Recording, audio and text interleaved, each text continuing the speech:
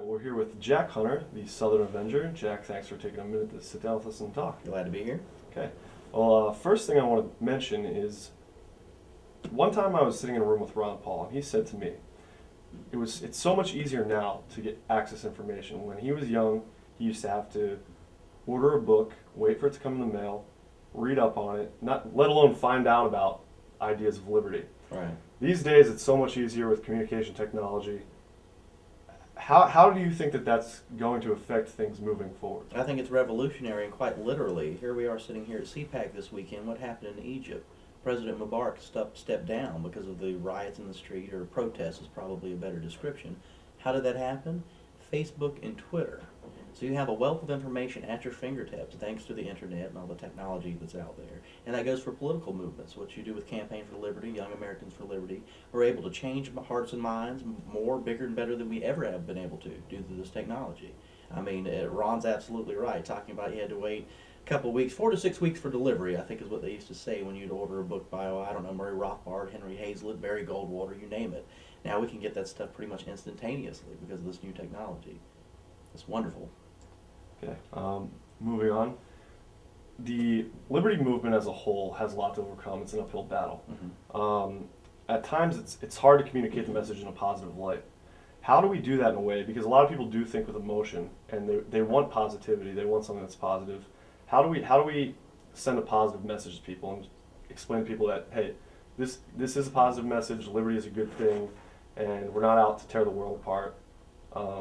You are a professional communicator, so what would you suggest? Well, a couple of things there. We shouldn't beat ourselves up too much that, maybe we get off course, or maybe somebody's too loud about one subject, or this is a grassroots movement made up of real people. This is not some Republican operation controlled from the top down. This is a bottom-up operation. This is real people concerned about liberty, concerned about the Constitution. Some might be more focused on one subject than another, and it might come off as pessimistic and whatnot. I think that's inherent, and yes, we should do things to be more optimistic, which I'll get to in a second, but we shouldn't beat ourselves up overly that we are pessimistic. A lot of the American conservatism, going back to Barry Goldwater, even before that, is a critique of the modern state. Things have not gone well.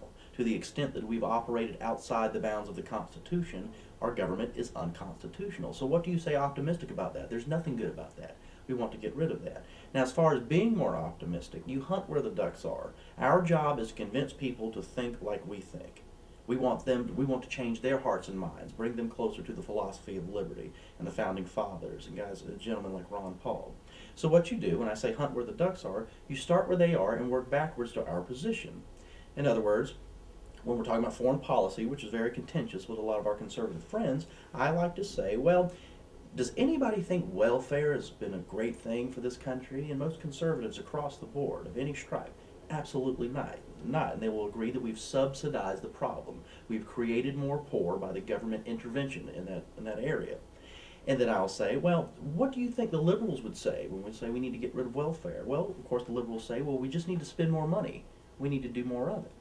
And then I say, well, what about our foreign policy? We have bases all around the world, all these different interventions. I mean, the definition of empires was pretty much what we're doing now.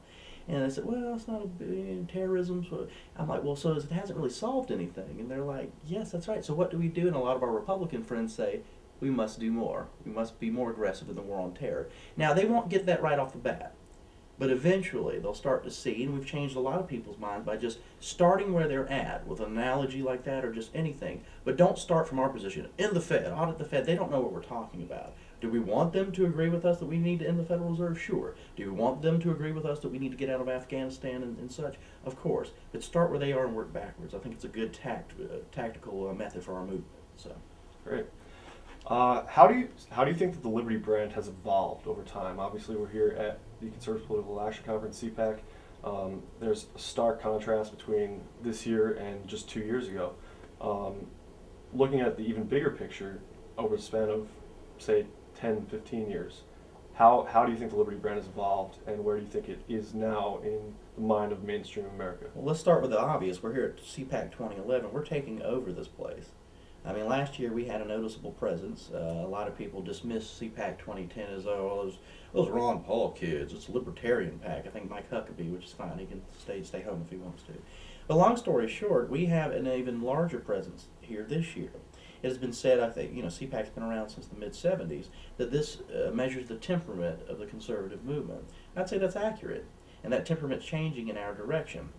Now, you asked how things have changed. Compare that to 3 or 4 years ago. I mentioned in my speech last night, one of the first conversations I ever had with Young Americans for Liberty's Jeff Frazee was who worked for Ron Paul, and he was here during those Bush years, was how horrible CPAC was. It was a bunch of people cheering for people like Dick Cheney and Donald Rumsfeld and George W. Bush and all these horrible neoconservatives. But look at where we are now. Donald Rumsfeld, which is silly, receives a Defender of the Constitution award, and there's a ruckus about it. It's not like everybody just sitting there politely and clapping and think this is a wonderful thing. That's our influence. That's Ron Paul. That's his son, Senator Rand Paul. That's what Campaign for Liberty is about, Young Americans for Liberty. We're making our presence known.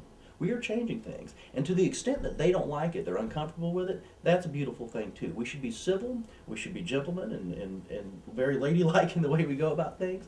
But it's good that they're uncomfortable because they need to be uncomfortable. They need to be shaken up because they haven't been conservative. We're the real conservative movement. They're going to learn that sooner than later.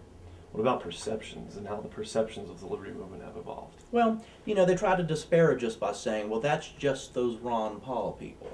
The Rockefeller people in the 1960s said that's just those Barry Goldwater people. I suspected they said that a lot when Barry Goldwater ran for president in 1964 and got his butt kicked, quite frankly, only won one state. Well, what grew out of the Barry Goldwater movement after the 64 campaign? A group called Young Americans for Freedom, founded by William F. Buckley. What do we do with this youthful enthusiasm post-Goldwater?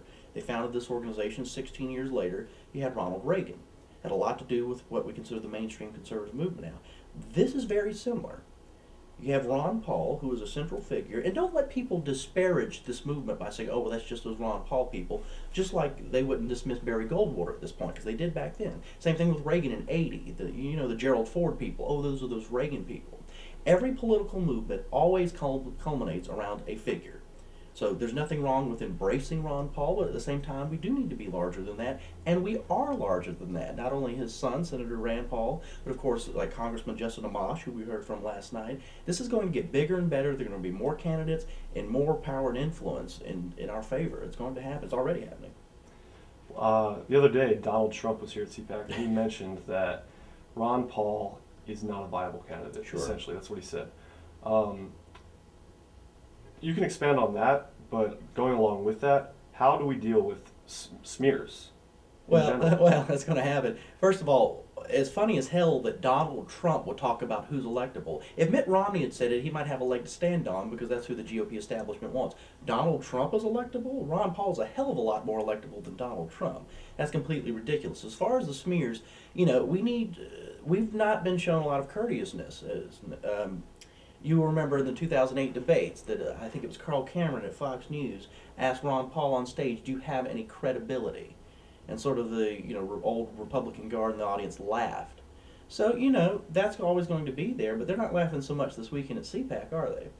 They get mad, oh, these people are just ruining it for us. Yes, we're ruining it for you because that's what you've done to this country. You're not conservative. You doubled the size of government and the debt under George W. Bush, and you were okay with it because a Republican was doing it. Well, you know what? The real conservative movement is here, represented by those Ron Paul people or kids or however you want to disparage us. And as far as the negative perceptions, we do need to behave in a professional manner as much as possible. We also need to remain passionate. Balancing the two is tricky, but that's what you get when you have a real movement like we do.